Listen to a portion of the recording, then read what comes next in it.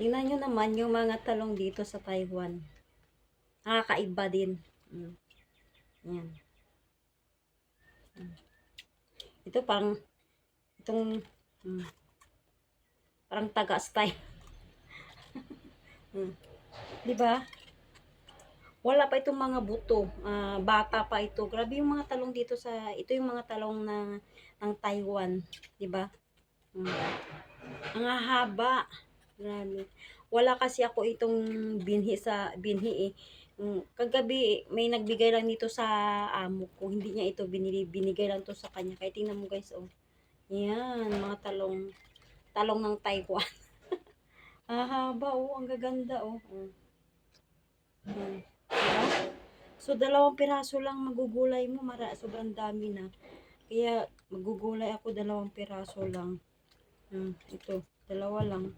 Kasi pag 2 lang, marami na eh. Itatatlo lang kami. Di ba? Bigay lang ito sa amo ko.